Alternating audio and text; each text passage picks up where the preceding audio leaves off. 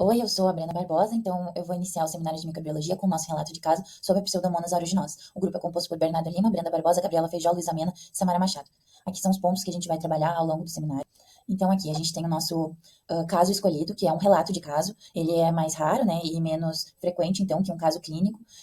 E ele fala sobre a endocardite gerada por pseudomonas em pacientes que não vão utilizar, então, medicamentos intravenosos, que vão utilizar um implante ou uma prótese cardíaca, ou, enfim, que não seja gerado de uma forma mais usual. O artigo, o relato de caso ele é de 2022, os autores estão expressos em laranja ali, e ele traz, então, né, nessa parte introdutória, que a pseudomonas aeruginosa em pacientes que fazem uso de medicamentos intravenosos é algo usual, enquanto que a endocardite infecciosa também acaba não sendo tão usual, né, em pacientes com pseudomonas aeruginosas, né, ocorrendo só em 3% ali da população com endocardite. Os pacientes com endocardite que têm a pseudomonas aeruginosas e fazem o uso dos medicamentos intravenosos já são raros, é apenas 3% dessa população. Então, o caso aborda relatos super raros, né? Acaba que a endocardite infecciosa sem o uso de medicamentos intravenosos. Então, ele diz que esses casos eles estão aumentando e por isso ele justifica esse estudo.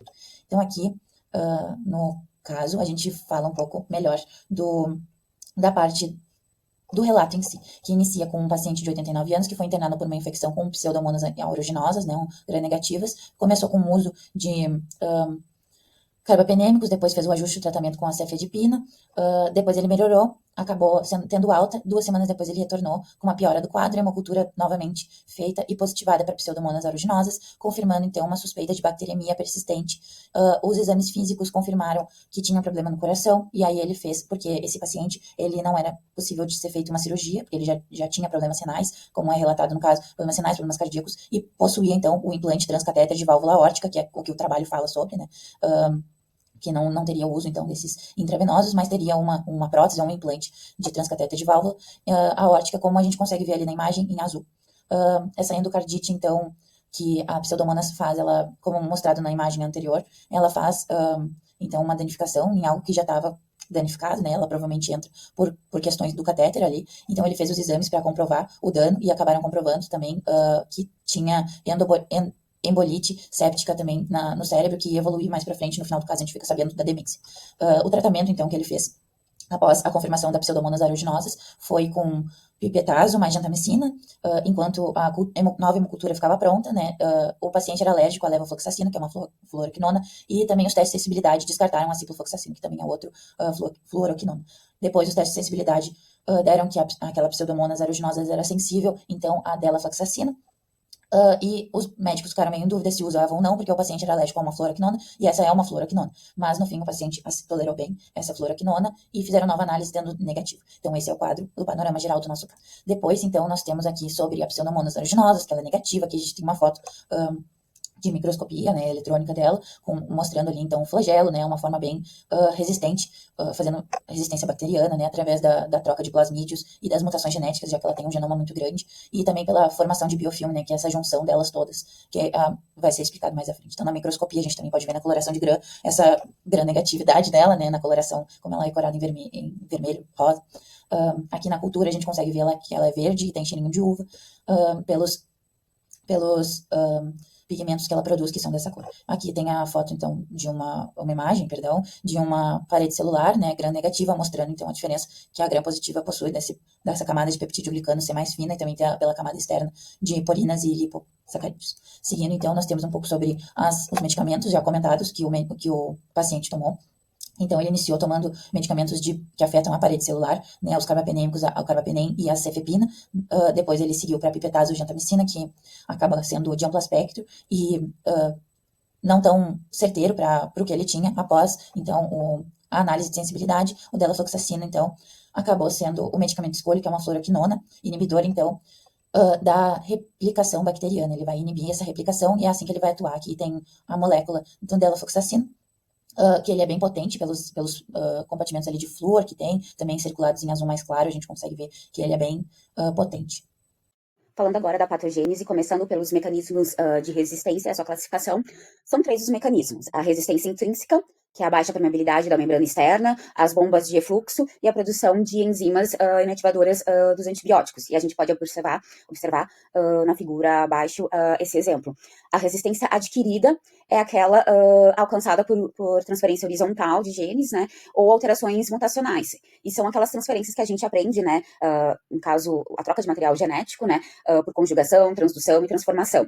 E a resistência adquirida, que é aquela formação de biofilmes que impede o acesso dos antibióticos, que a gente pode observar na figura acima à direita. Continuando na patogênese, falando agora dos fatores de virulência, que a gente vai poder acompanhar ali na figura acima à direita, falando agora das estruturas inerentes à bactéria na superfície, falando do pile e dos flagelos, que eles têm eles têm a característica que dão característica de motilidade, contração, formação do biofilme e adesão bacterianas, as lipopolissacarídeos, as LPS, que estão ligadas principalmente à resistência à fagocitose, os sistemas de secreção, os TSS, que vão secretar proteases, enzimas líticas, efetores vinculados a fatores de virulência, proteínas associadas à formação de biofilmes e a troca de toxinas.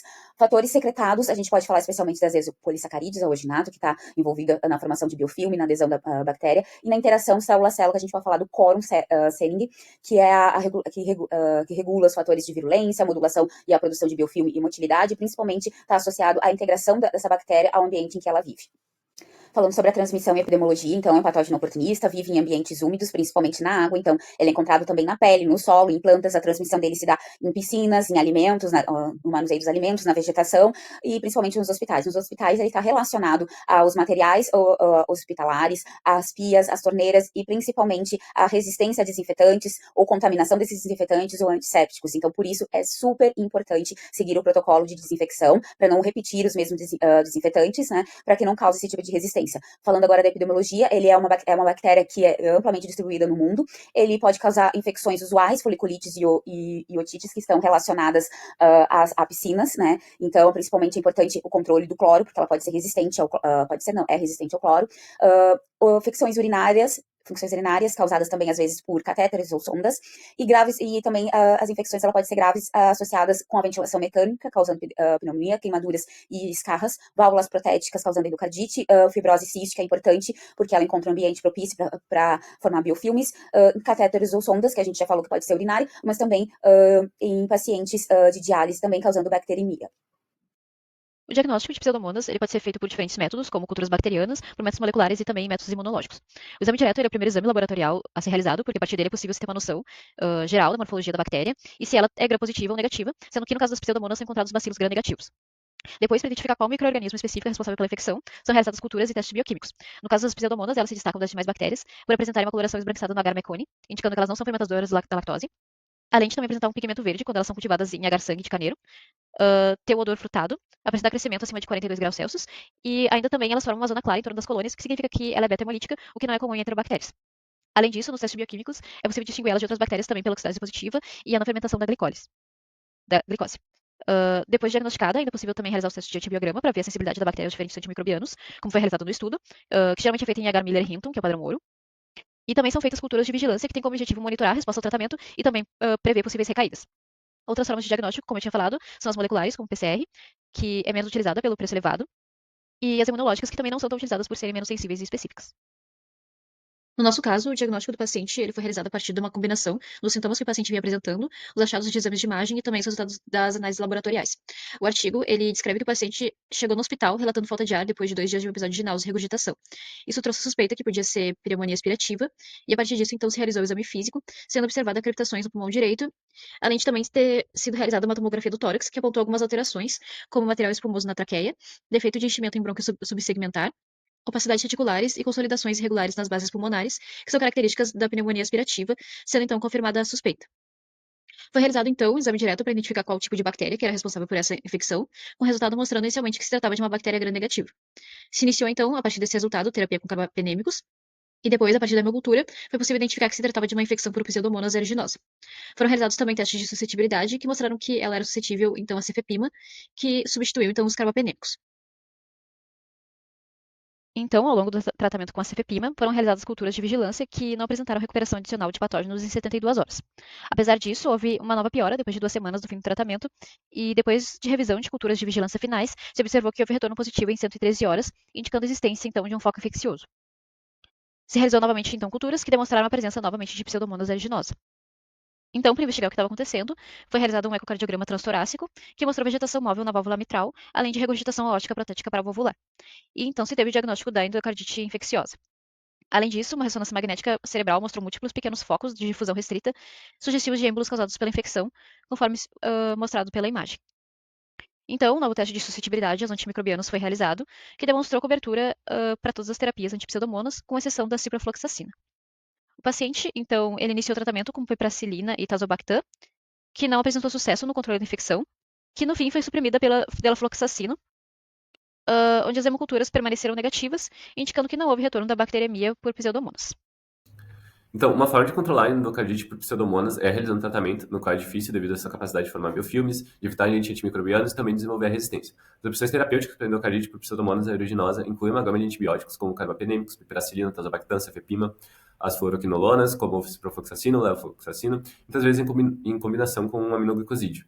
Já o tratamento das infecções graves, normalmente é receitada a piperacillina, tazobactam, quando é detectado a pseudomonas aeruginosa, como foi no caso do paciente no artigo. E junto também é receitada a gentamicina, que é da classe dos aminoglicosídeos. A cefepima também podia ter sido uma opção, já que a cultura era suscetível a esse medicamento. E ainda no mesmo caso, decidiu-se usar a terapia supressiva e contínua de delafloxacina, já que o paciente ele era alérgico a ciprofloxacina e levofloxacina. Além também de ele estar impossibilitado a uma remoção da infecção por cirurgia. Então, o controle da endocardite por pseudomonas aeruginosa exige uma abordagem cuidadosa e também é focada na terapia antibiótica, tanto prolongada quanto supressiva. O monitoramento também da resistência e a consideração dos fatores de risco do paciente são essenciais, ainda mais quando se tem a limitação da impossibilidade de fazer a cirurgia. E também não se deve descartar o uso de novos antibióticos, como foi o caso da delafloxacina, que pode ser fundamental também no caso. E também a principal intervenção não farmacológica que se utiliza é a cirurgia, que também pode ser uma forma curativa, só que nem sempre é viável, como foi no caso do artigo. Então, destacando as principais estratégias de prevenção, tanto gerais quanto específicas, contra infecções por pseudomonas aeruginosa, especialmente em contextos hospitalares, a gente encontra de forma geral medidas como a limpeza rigorosa do ambiente, a esterilização adequada de equipamentos médicos, a vigilância ativa de infecções e os isolamentos de casos suspeitos são fundamentais para conter a disseminação de micro-organismos oportunistas. Já o caso específico da pseudomonas aeruginosa, como foi observado no artigo analisado, o paciente foi envolvido com endocardite associada à válvula TAVR, e também é essencial um cuidado maior com a aspiração, já que a pseudomonas aspirativa foi provavelmente a porta de entrada inicial para o caso, além também da atenção redobrada com esses dispositivos invasivos, como é o TAVR. A higiene oral rigorosa também se mostra uma medida de prevenção importante, assim como a educação de pacientes, de cuidadores, sobre esses sinais precoces da infecção. Então, essas ações são fundamentais para evitar a recorrência do agravamento desses quadros infecciosos. Esse caso clínico ele evidencia a complexidade da escolha terapêutica nas infecções por patógenos existentes e destaca a importância da atuação do farmacêutico clínico no suporte da decisão médica, na vigilância da segurança medicamentosa e também no acesso a terapias inovadoras.